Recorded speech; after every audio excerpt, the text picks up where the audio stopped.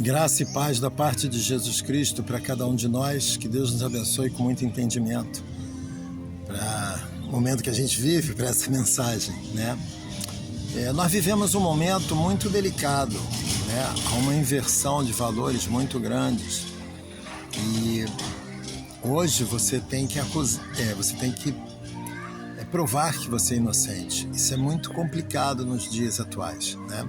A gente tem que estar o tempo todo provando que a gente é inocente, né? Eu estou vivendo um momento de uma acusação na qual eu tenho que provar que eu sou inocente, né? E a gente parece que tem que dar aula de direito para o sistema, onde o ônus da prova é de quem acusa.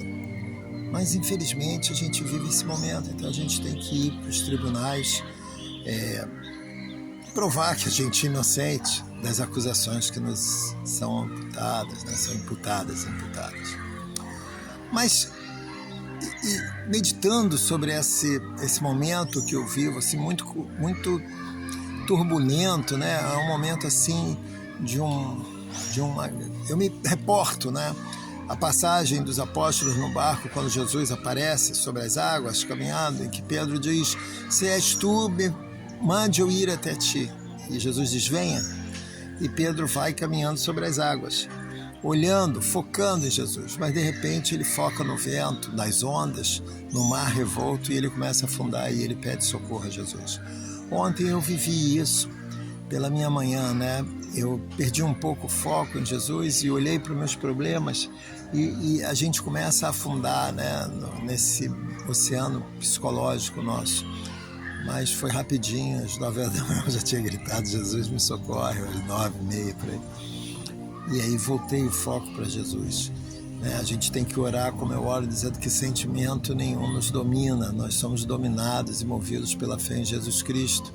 E nós temos que nos agarrar a isso com muita força, porque a tempestade, ela está açoitando, né?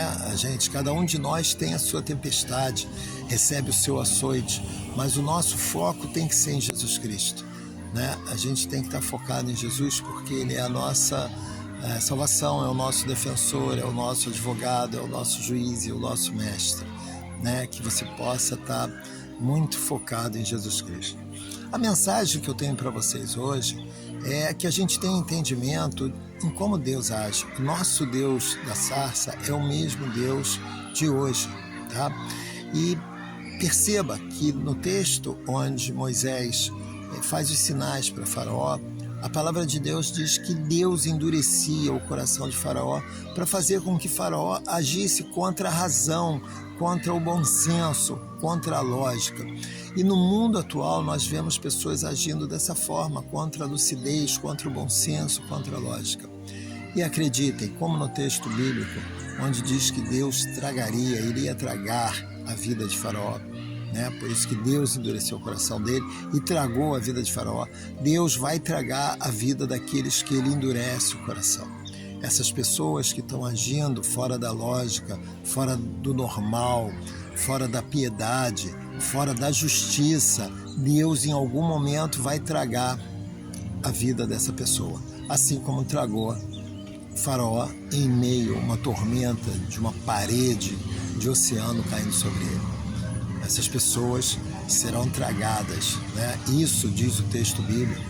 E eu, como um homem de Deus, como um profeta, como um escolhido, nada santo, mas como um escolhido de Deus, conhecedor da palavra de Deus, sabendo que Deus é fiel ao cumprimento da sua palavra, que Deus é fiel à sua palavra, ao que ali está sendo ensinado, eu digo para vocês hoje, eu declaro: assim como Deus vive, essas pessoas serão tragadas por Deus, no tempo de Deus e na vontade de Deus.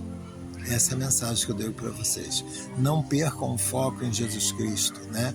E não se deixem irar por muito tempo. Deus está no controle, Deus é fiel ao cumprimento da sua palavra e Deus vai sim tragar a vida daqueles que Ele está endurecendo o coração. Como é que você sabe que Deus está endurecendo o coração de uma pessoa? Quando você vê ela agindo fora da razão, fora do justo, fora do ético, fora da moral, né?